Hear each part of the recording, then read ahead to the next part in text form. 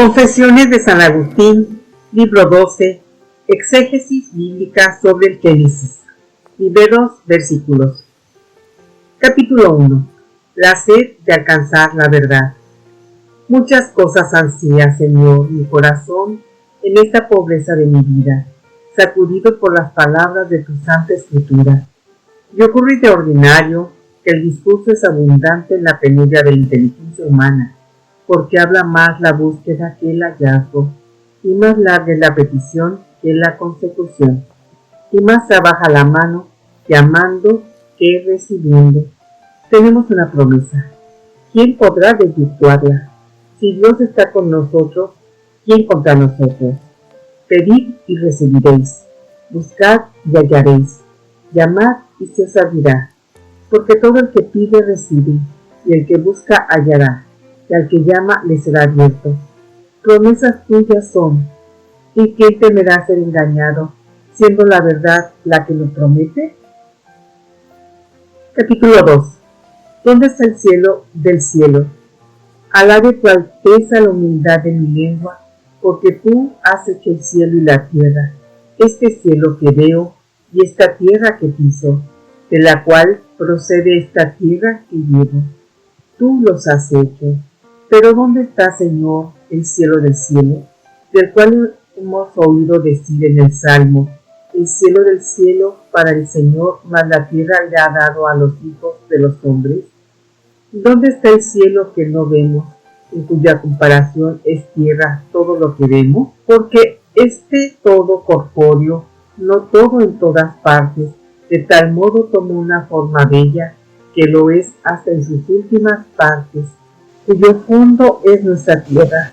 Pero en comparación de aquel cielo del cielo, aún el cielo de nuestra tierra es tierra.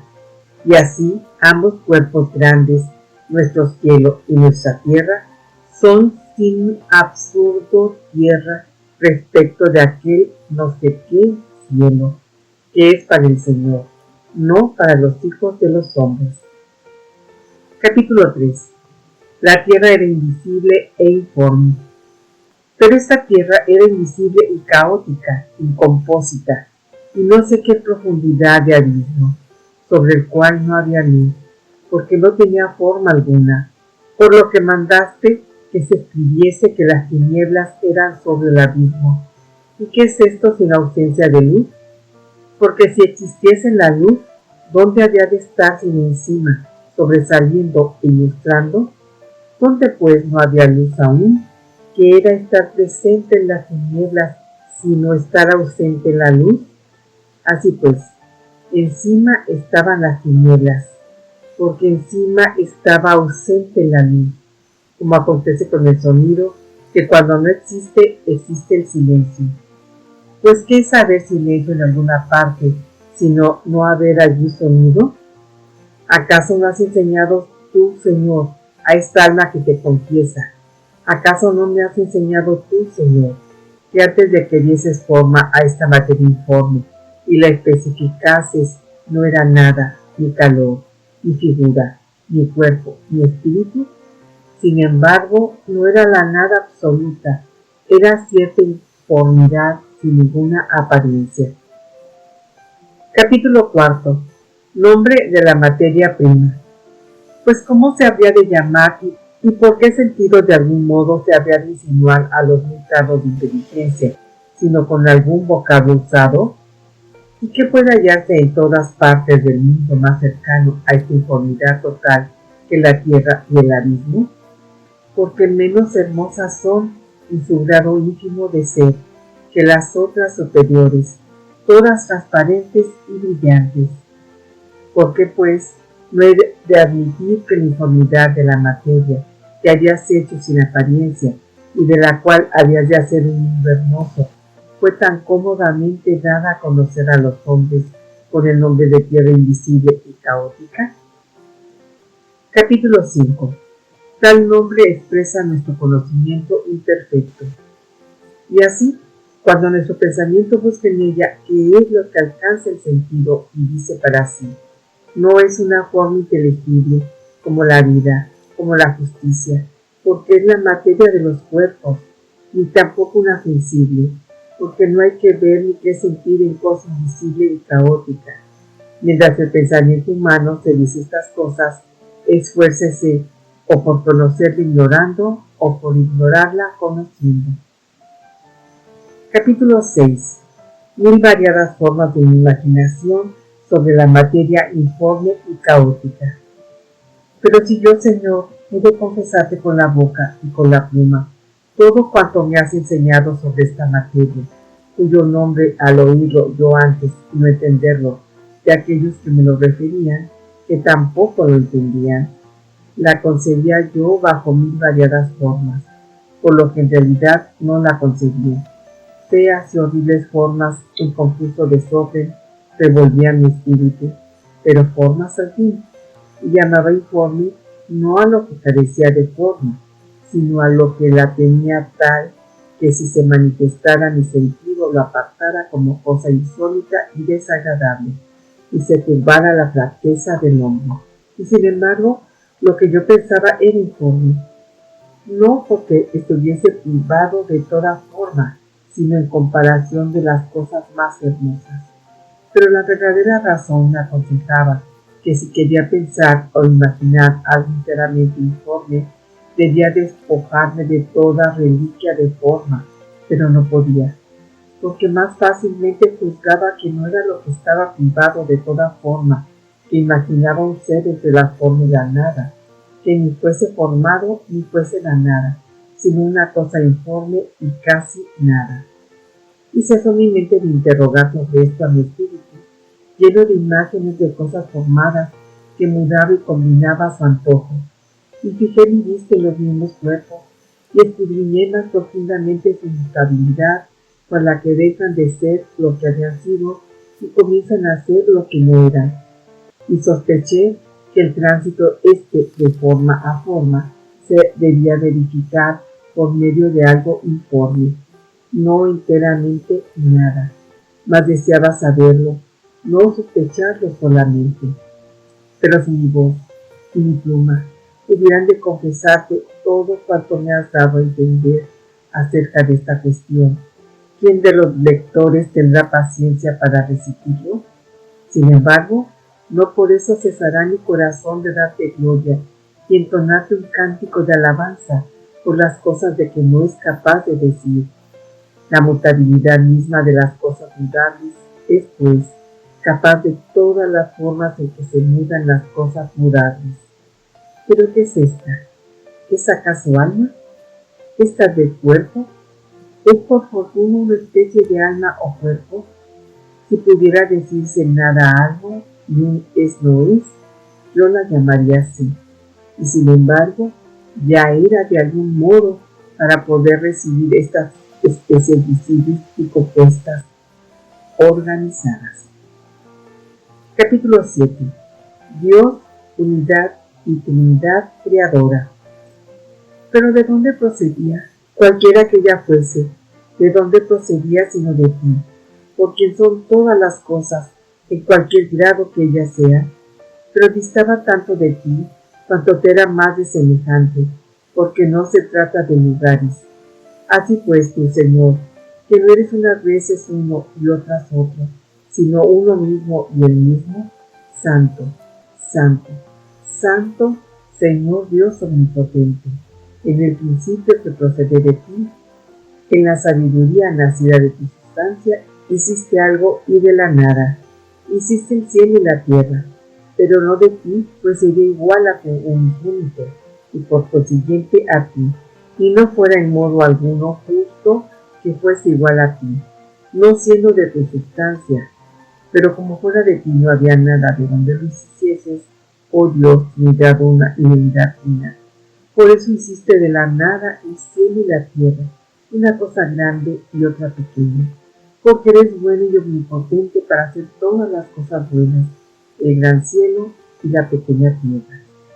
Existías tú y otra cosa, la nada, de donde hiciste el cielo y la tierra, dos criaturas, la una cercana a ti, la otra cercana a la nada, la una que no tiene más superior que tú, la otra que no tiene nada inferior a ella.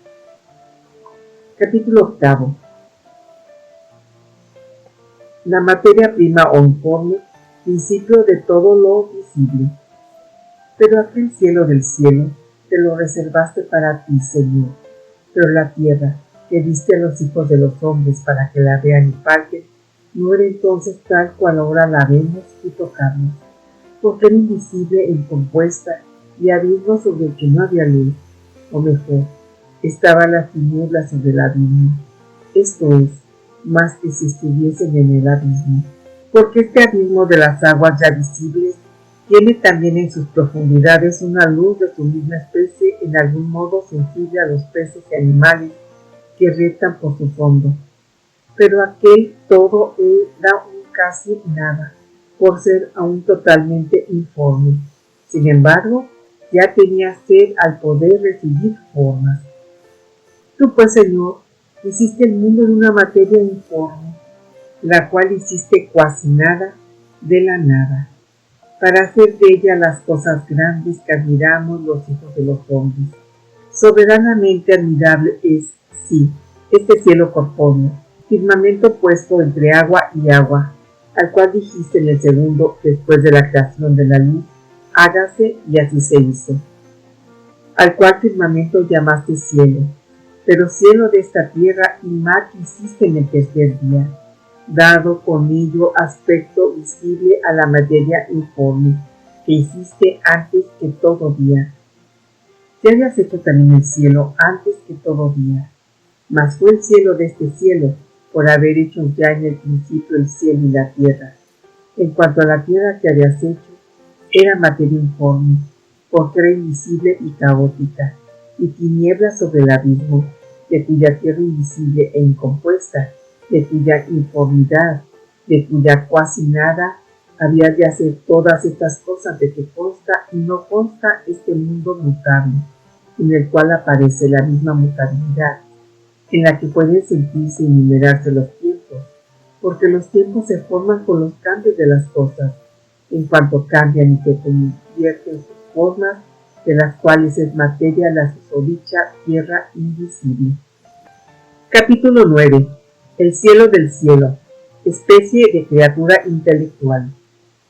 De ahí que el Espíritu, maestro de tu siervo, Moisés, cuando recuerda que tú hiciste en el principio el cielo y la tierra, calla sobre los tiempos, guarda silencio sobre los días. Y es porque el cielo del cielo, que hiciste tú en el principio, es una criatura intelectual, que aunque no es coeterna a ti, por Trinidad, sí participa de tu eternidad, cohibe sobremanera su mutabilidad con la dulzura de tu felicísima contemplación y sin ningún desfallecimiento, desde que fue hecha, adhiriéndose a ti, supera toda vicisitud voluble de los tiempos. Pero esta informidad o tierra invisible y caótica tampoco se halla numerada entre los días, porque donde no hay ninguna especie, ningún orden, ni viene ni va cosa alguna, y donde eso no sucede, ni existen realmente días ni vicisitud de espacios temporales. Capítulo 10. Que hable el Señor de las Escrituras. Oh verdad, lumbre de mi corazón, no me hablen mis tinieblas, me incliné a estas y me quedé a oscuras, pero desde ellas, sí, desde ellas te armé compasión, el rey me acordé de ti, oí tu voz detrás de mí, que volviese, mas apenas pude percibirla por el alboroto de los que no poseen la paz. Pero he aquí que ahora, abrazado y anhelante, vuelvo a tu fuente. Nada me lo prohíba, que beba de ella y viva de ella. No se halló mi vida, mal viví de mí. Muerte fui para mí. En ti comienzo a vivir. Háblame tú, sermonéame tú. He dado fe a tus libros, pero sus palabras son arcanos profundos. Capítulo 11. Progreso a la escucha interior de Dios. Ya me tienes dicho, Señor, con voz fuerte en el oído interior, que tú eres eterno y solo tú posees la inmortalidad substancial, porque bajo ningún aspecto o movimiento te mudas, y tu voluntad varía con los tiempos, porque no es una voluntad inmortal la que es ya una, ya otra. Esto me parece claro delante de ti. y te suplico que se me esclarezca más y más, y que persistas sobrio en esta manifestación bajo tus alas. También me dijiste, Señor, con voz fuerte en el oído interior, que todas las naturalezas y sustancias que no son lo que tú, pero que existen, las has hecho tú, y que solo no procede de ti lo que no es, y el movimiento de la voluntad que va de ti, ser por excelencia a lo que es menos que tú, porque tal movimiento es pecado y delito, y que ningún pecado de nadie te daña ni perturba el orden de tu imperio en lo sumo ni en lo íntimo. Esto me parece claro delante de ti, y te suplico que se me aclare más y más, y que yo permanezca humilde en esta manifestación bajo tus alas. También me has dicho con voz fuerte en el oído interior que ni siquiera es eterna contigo aquella criatura, cuyo deleite eres tú solo, y que gozándote con perseverantísima pureza, en ningún lugar ni tiempo muestras inmutabilidad, y siendo siempre presente a ti, se te adhiere con todo el afecto, no teniendo futuro que esperar, ni pasado al que transmitir lo que recuerda, no varía con ninguna alternativa, ni se extienden los tiempos. Oh feliz criatura, si ella existiese en alguna parte, en la delicia de tu beatitud, feliz por ti, tu eterno inhabitador e iluminador. Ni hallo cosa con más gusto crea se deba llamar cielo del cielo para el Señor que está tu casa, que contempla tus delicias sin esa deficiencia que extraña andar en pos de otros objetivos. La mente pura, unida con la máxima concordia por el vínculo estable de la paz de los santos espíritus, ciudadanos de tu ciudad en los cielos, por encima de esto nuestros cielos. Porque aquí entiende el alma, cuya peregrinación se ha hecho larga, si tiene ya sed de ti, si sus lágrimas son ya su pan, en tanto que le dicen de todos los días, ¿y dónde está tu Dios? Si te pide una sola cosa, y solo esta busca, que es habitar en tu casa todos los días de su vida. ¿Y cuál es su vida sino tú? ¿Y cuáles son tus días sino tu eternidad? ¿Cómo son tus años, que no terminan porque eres siempre el mismo?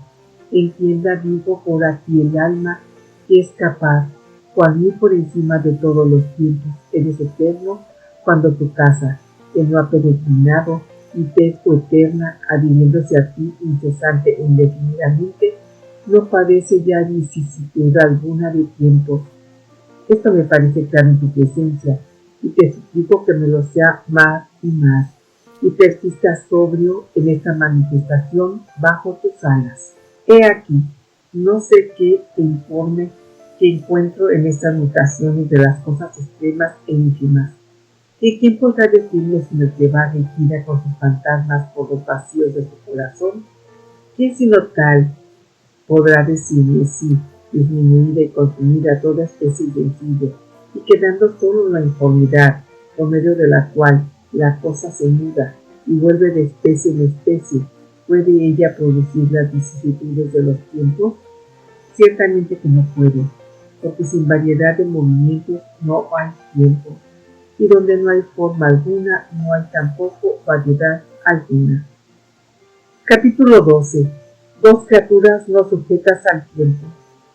Bien consideradas estas cosas, oh Dios mío, en cuanto lo donas, en cuanto me incitas a llamar y en cuanto hables al que llama, hallo las dos cosas que hiciste y que carecen de tiempo, ninguna de las cuales es coeterna contigo. Una de tal modo formada, que sin ningún desfallecimiento de contemplación, sin ningún intervalo de cambio, aunque mudable, goza inmutable de cierta eternidad e inconmutabilidad. La otra de tal modo informe, que no tenía forma de la cual pudiese pasar a otra forma, ya de movimiento, ya de reposo, por donde estuviese sujeta al tiempo, pero no dejaste que ésta fuese informe, porque antes de todo, ya en el principio hiciste el cielo y la tierra, las dos cosas de que antes hablaba, pero la tierra era invisible y caótica, y las tinieblas estaban sobre el abismo.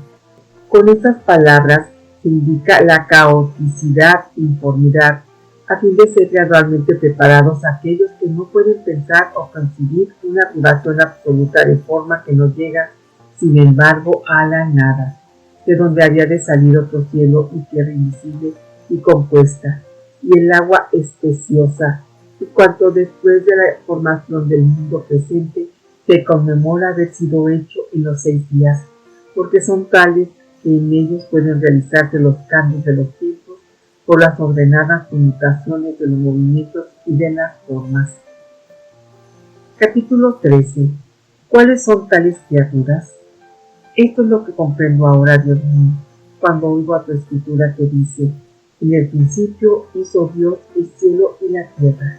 Mas la tierra era invisible y caótica, y las tinieblas estaban sobre el abismo. Sin conglomerar que el día hiciste estas cosas. Así lo entiendo yo ahora a causa de aquel cielo del cielo, el cielo intelectual, en donde es propio del entendimiento conocer las cosas conjuntamente y no en parte, no en enigma, no por espejo, sino totalmente en visión, cara a cara. No ahora esto y luego aquello, sino lo que hemos dicho, conocimiento simultáneo, sin vicisitud alguna de tiempo. Y así lo entiendo también a causa de la tierra invisible y caótica, sin vicisitud alguna de tiempo, la cual puede tener ahora un ser, luego otro, porque lo que no tiene especie alguna no puede ser esto o aquello. Por causa de estas dos cosas, la primera formada, la otra totalmente informe, aquella cielo, pero cielo de cielo, esta tierra, más tierra invisible y caótica. Por razón de estas dos cosas entiendo ahora que dice tu escritura, sin mención de días.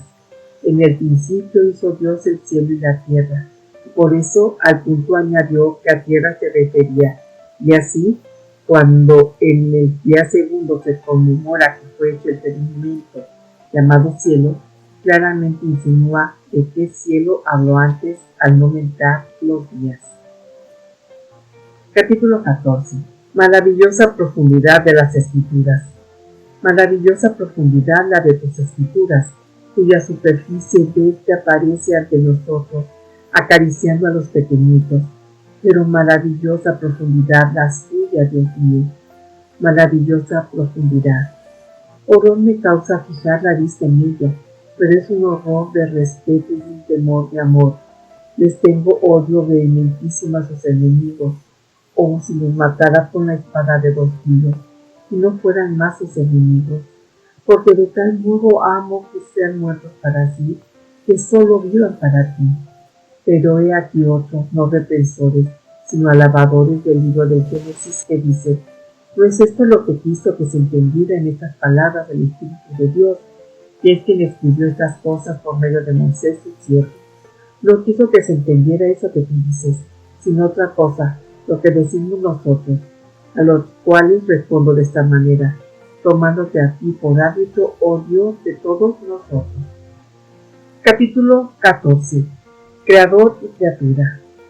¿Acaso diréis que son falsas las cosas que me dicen el oído interior con voz fuerte la verdad acerca de la verdadera eternidad del Creador? Que su sustancia no varía de ningún modo con los tiempos, ni que su voluntad es extraña a las circunstancias, razón por la cual no quiere ahora esto y luego aquello, sino que todas las cosas que quiere las quiere de una vez y a un tiempo y siempre, no una vez y otra vez, ni ahora estas y luego aquellas, ni quiere después lo que no quería antes, ni quiere ahora lo que antes quiso, porque semejante voluntad sería mudable, y todo lo que es mudable no es eterno, y nuestro Dios es eterno. Asimismo me diréis que es falso lo que me dice la verdad en el oído interior, que la expectación de las cosas por venir se convierte en visión cuando llegan, así como la visión se transforma en memoria cuando han pasado. Porque toda intención que así varía es mudable, y todo lo que se muda no es eterno, y nuestro Dios es eterno. Yo agrupo estas verdades y las junto y encuentro que mi Dios, Dios eterno, no creó con nueva voluntad al mundo, ni su ciencia puede padecer nada transitorio. ¿Qué decís ahora, contradictores? ¿Son acaso falsas estas cosas? No, dice. Pero, ¿cuál lo es? ¿Es tal vez falso que toda naturaleza formada o materia formable procede de aquel que es sumamente bueno por ser sumamente? Tampoco negamos esto, dice. Pues entonces, ¿qué? ¿Negáis tal vez que existe una criatura tan sublime que se adhiera a Dios verdadero y de verdad eterno con tan casto amor, que aunque no le sea coeterna, jamás se separe de él y se deje arrastrar por ninguna variedad ni vicisitud temporal, sino que descanse en la verdaderísima contemplación de solo él? Porque tú, oh Dios, muestras a quien te ama cuánto mandas y le bastas, y por eso no se desvía de ti, ni aun para mirarse así.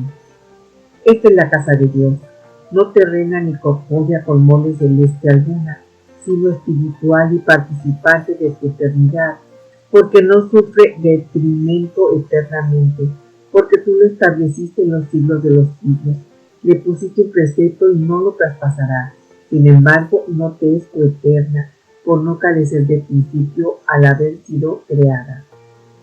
Ciertamente, que aunque no hayamos tiempo antes de ella, puesto que la sabiduría fue creada la primera de todas las cosas, no digo aquella sabiduría que es, oh Dios nuestro, totalmente coeterna y para igual a ti, tu Padre, y por quien fueron hechas todas las cosas, y en cuyo principio hiciste el cielo y la tierra, sino aquella otra sabiduría creada, esto es, aquella naturaleza intelectual que es luz por la contemplación de la luz, porque también, aunque creada, es llamada sabiduría. Mas cuanto es diferente a la luz divina de la que es reflejada, tanto difiere la sabiduría que crea de la que es creada, como difiere la justicia justificante de la justicia obrada en nosotros por la justificación. Porque también somos llamados justicia tuya, conforme dice uno de tus siervos, a fin de que seamos justicia de Dios en él, razón por la cual existe una sabiduría creada antes que todas las cosas, la cual, aunque creada, es la mente racional e intelectual de tu casta ciudad, nuestra madre, que está allá arriba y es viva y eterna en los cielos. ¿Y en qué cielos sino en los cielos de los cielos que te alaban? Porque también este es el cielo del cielo para el Señor. Aunque no hayamos tiempo, digo, antes de ella, por anteceder a la creación del tiempo, ya que es la primera creada de todas las cosas, existe, sin embargo, antes de ella, la eternidad del mismo Creador, creada por el cual tomó principio, y aunque no de tiempo, porque todavía no existía el tiempo, sí al menos de su propia creación. Pero de tal modo viene el ser de ti, oh Dios nuestro, que es totalmente cosa distinta de ti y no lo mismo que ti. Y si bien no hallamos tiempo, no solo antes de ella, pero ni aún siquiera en ella, porque es idónea para ver siempre tu faz y no se aparta jamás de ella, lo cual hace que por ningún cambio varíe. Le es, sin embargo, propia la mutabilidad, o lo que se oscureciera y se resfriaría si no fuera que con el amor grande con que se adhiere a ti, luciera y ardiese de ti como un eterno mediodía. Oh casa luminosa y bella, he amado tu hermosura, y el lugar donde mora la gloria de mi Señor, tu hacedor y tu poseedor. Por ti suspira mi peregrinación, y dile al que te hizo a ti, que también me posee a mí en ti, porque también me ha hecho a mí. Erré como oveja perdida, pero confío ser llevado a ti en los hombros de mi pastor, tu constructor. ¿Qué me decís, contradictores 16, a los que antes hablaba, y que sin embargo creéis que Moisés fue siervo piadoso de Dios y que sus libros son oráculos del Espíritu Santo? ¿No es acaso esta casa de Dios? No digo yo coeterna con él, pero sí a su modo eterna en los cielos, en donde vanamente buscáis cambios de tiempo, porque no los encontráis, puesto que sobrepasa toda extensión y todo espacio voluble de tiempo, para quien es el bien adherirse siempre a Dios. Sí lo es, dice. Pues cuál de las cosas que mi corazón gritó al Señor cuando oía interiormente la voz de su alabanza, cuál de ellas decirle de una vez, ¿Pretendéis que es falsa? ¿Acaso porque dije que existía una materia informe en la que por no haber forma alguna no había ningún orden? Pero donde no había orden tampoco podía haber vicisitud de tiempos. Con todo cuasi nada, en cuanto no era totalmente nada, ciertamente procedía de aquel de quien procede cuanto existe y que de algún modo es algo. Tampoco, dicen, negamos esto. Laura Aguilar, leyendo libros para ti. Si te ha gustado este video, da like, comparte, Comenta. suscríbete a mi canal y da clic en la campanita para recibir nuevos videos. Paz y bien.